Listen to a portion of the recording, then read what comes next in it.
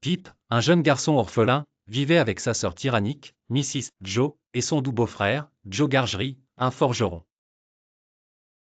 Un jour, alors qu'il se promène dans les marais, Pip rencontre un forçat évadé nommé Magwitch, qui le force à voler de la nourriture et une lime pour l'aider à retirer ses fers.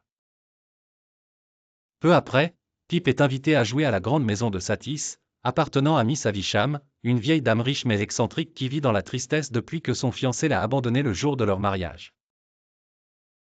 Miss Havisham élève Estella, une belle jeune fille, pour briser le cœur des hommes en guise de vengeance. Pip tombe rapidement amoureux d'Estella malgré son attitude froide et distante. En vieillissant, Pip aspire à une vie meilleure et loin de sa modeste origine. Un jour, il apprend qu'un mystérieux bienfaiteur lui a légué une immense fortune et il part pour Londres pour devenir un gentleman. À Londres, Pip découvre le monde raffiné de la haute société, mais il se rend aussi compte des nombreux sacrifices et des compromis nécessaires pour atteindre ses nouvelles, grandes espérances. Il renie Joe et les autres personnes de sa vie passée, obsédé par l'idée de gagner le cœur d'Estella. Cependant, la vie de Pip prend un tournant inattendu lorsqu'il découvre que son bienfaiteur n'est autre que Magwitch, le forçat évadé qu'il avait aidé dans son enfance. Cette révélation bouleverse Pip, car il réalise que son ascension sociale a été financée par un criminel.